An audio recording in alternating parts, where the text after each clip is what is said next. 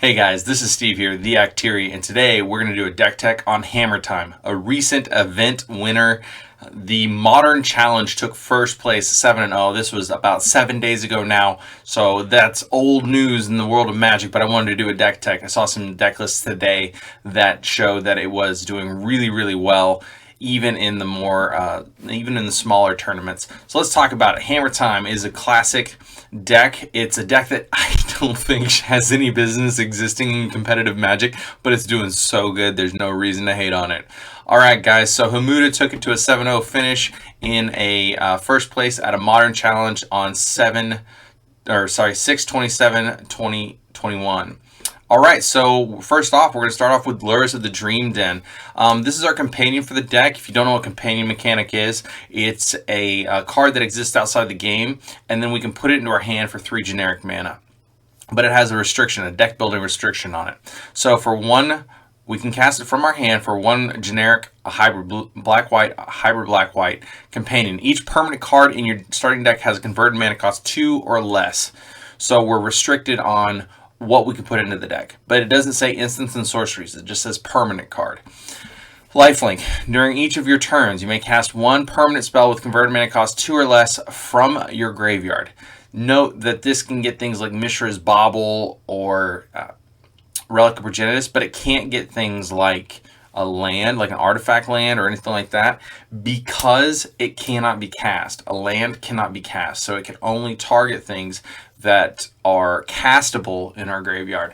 So let's talk about this. The whole deck is based around this card called Hammer Time. It's a 1-drop equipment that says equipped creature gets plus 10/10 and loses flying. And it has a whopping equip cost of 8.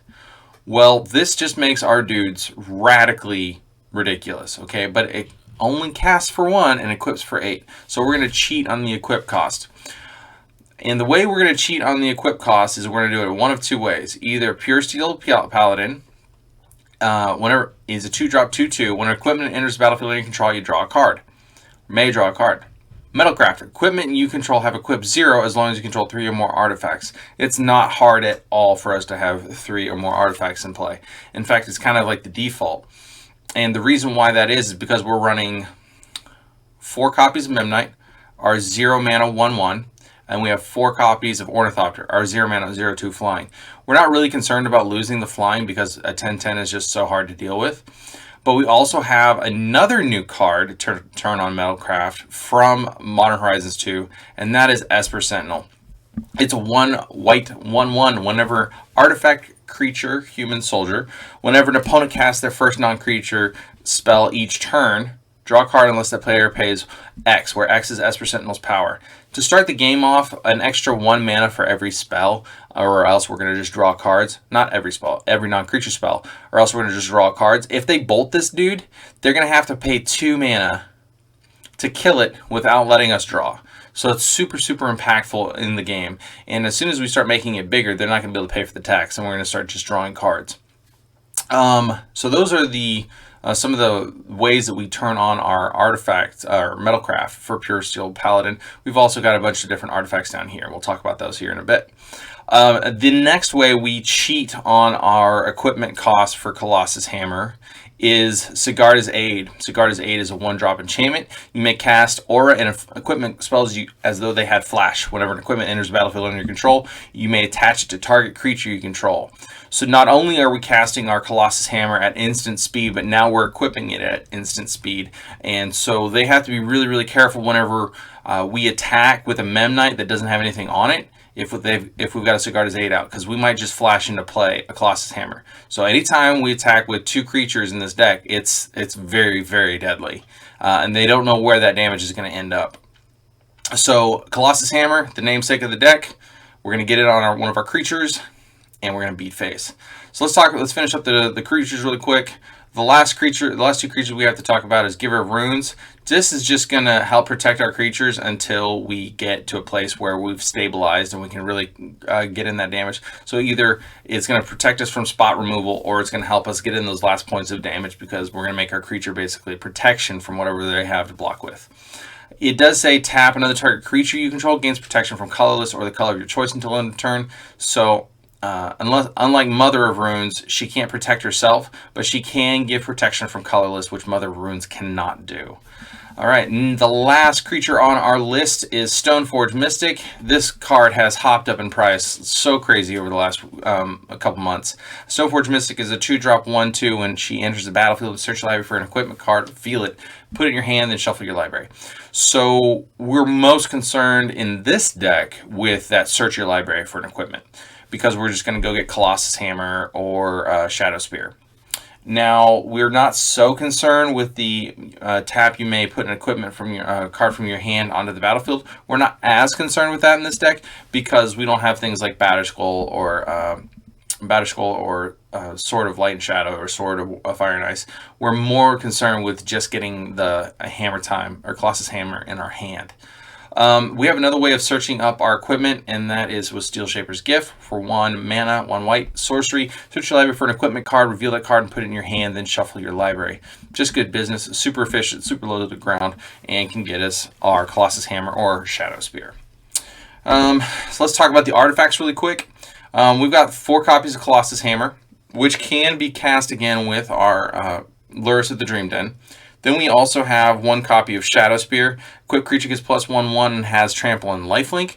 This is super important because now our creature, our Ornithopter, may have lost its flying, but now with Shadow Spear we can give it trample and lifelink. And so that's super useful, especially against burn style decks, or prowess even.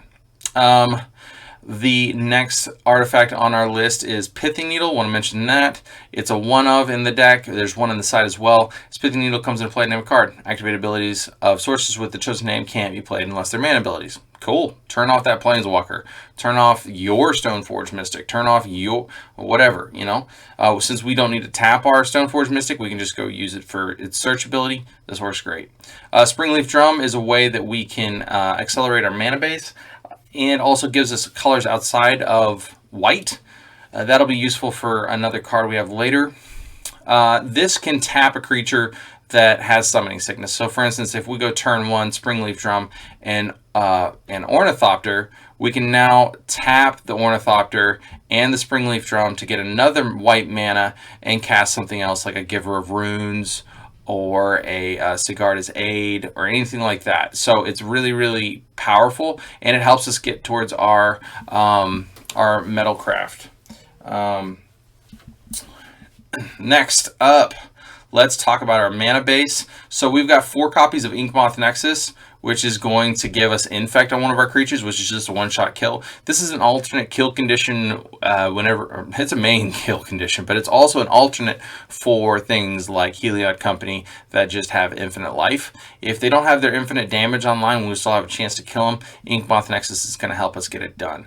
It's going to lose its flying, but it's going to keep its Infect. Also, what's nice about manlands is that they dodge board wipes, and they're a lot harder to hit with spot removal because they have to wait until we turn it on. Next up, this is the second source of another color of mana, is Silent Clearing. Whenever we flood, mainly we want to be able to sack it and draw another card because we're so low to the ground, we don't want to flood out on cards. We've got Snow-Covered Plains here. There's no reason to run Snow-Covered that I can see in this list, aside from they look pretty. So if you want to run them, great. If you don't, fine. Next up, the most broken card I think from Modern Horizons 2 is Urza's Saga. Holy cow. Holy crap. If you haven't read this card, get out from underneath that rock you've been living under. This is a enchantment land. Okay. When it enters the battlefield, or whenever, after you draw a card for the turn, you put a lore counter on it. First turn, it comes out, it says Urza Saga gains tap, add a colorless. Cool. Second lore counter, Urza Saga gains pay 2 colorless, tap, create a 0/0 colorless construct artifact creature. With this creature gets +1/1 for each artifact you control. I have a land that's putting out constructs that are XX grosses. What? And then you can activate this twice. So whenever it's about to get, like, the trigger for the third lore counter is about to be put on it, you've already untapped at that point, and you can tap the Urza Saga again, put another construct token into play before the last lore counter triggers and sacrifices Urza Saga. So you can get 2 constructs, and then the third lore counter is going to search your library for an artifact card with converted mana cost 0 or 1. Put it onto the battlefield and shuffle.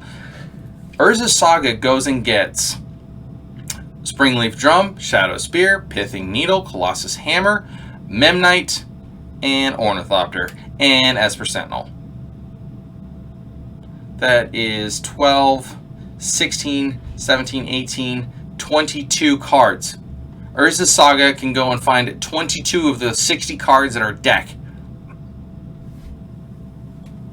So good, so unbelievably powerful. Next up, let's talk about the sideboard. We've got some Graveyard Hate and Tormod's Crypt. Tap, sack, exile all cards from target player's graveyard, which is really great with the sack. We can reuse it with,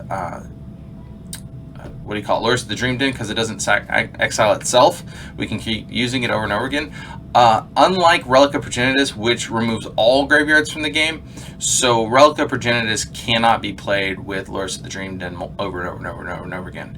Next up, but Relic of Progenitus is useful for keeping cards out of their graveyard if we're not ready to crack it yet. It says tap, target player removes a card in his or her graveyard from the game. It's their choice, but this is useful against Kroxa, who needs 5 cards in the graveyard to escape. This is useful against Dredge in just every way. This removing 1 card from the graveyard from the game is useful against the new creature called Murktide Regent, which has Delve, which can be a stupid huge creature. Then, so that tap, target player removes a card from his or her graveyard from the game is useful even before we crack it for the 1 and draw the card and remove all graveyards from the game. Okay, next up, anti-red hate. Barinton Forge Tender is a 1/1 pro red. This will block a Monastery Swiftspear or Soulscar Mage for days. But it also has a sack Barinton Forge Tender, prevent all damage a red source of your choice would deal this turn. So what you can do here is, say they've got a really big turn with mono red prowess or red prowess in general. You can block a Monastery Swiftspear and then sack Barinton Forge Tender and prevent the damage of the other big creature. So it's very useful. No reason not to have it in the sideboard. Next up, we have Fragmentize. It's 1-drop sorcery, destroy target artifact or enchantment with converted mana cost 4 or less. Just good business. So many cards you can hit with this, like Ensnaring Bridge, Blood Moon, all kinds of different things. Path to Exile is good creature removal. 1 white. Exile target creature, its controller may search their library for a basic land card. Put that card onto the battlefield tap, then shuffle it to their library. Very good card. Pithing Needle, we just have another copy here in the sideboard. It's just too good to not be used. Ooh. Prismatic Ending. This is why the 2nd and 3rd colors of mana are useful. 1 white and X. Converge. Exile target non-land permanent if its mana value is less than or equal to the number of colors of mana spent to cast this spell. So it can't get lands, but it can get artifacts and enchantments and creatures and, you know, all kinds of goodies with creatures, enchantments, sorceries, planeswalkers. It can get anything. So if we pay a black and a white, we can exile a Wrenn and 6. If we pay just a white, we can exile the opponent's Colossus Hammer. So it's very useful, and it just gets rid of it so they don't get a chance to reanimate it with their own lures. Next up, we have Sanctifier en-Vec, another pro-red, pro-black creature 2/2. When it enters the battlefield, exile cards that are black and red from all graveyards. If a black or red permanent, spell, or card not on the battlefield will be put into a graveyard, exile it instead. So it's just all of your stuff in the graveyard is gone. All the future stuff that you're going to put in the graveyard that's red and black is gone. It's just good business. And it's a super budget card at $1.80 a piece. That's pretty budget. Then our last one, which is repeatable with Lures of the Dream Den. 1 white, 1 colorless, sacrifice Seal of Cleansing, destroy target artifact or enchantment. Just good business. Just good business. Repeatable. I'm going to deal with your problem over there. Anyway, guys, this is Hammer Time, the new updated sweet hotness that is going to crush souls and take names, and it's right up my alley. It's my kind of deck to play. I wish I had owned more pieces of it, but I love this deck. It's so great. I hope you guys had a great time learning about the deck with me, and I hope you all have a great day. All right, guys. Like, share, comment, subscribe. Deuces.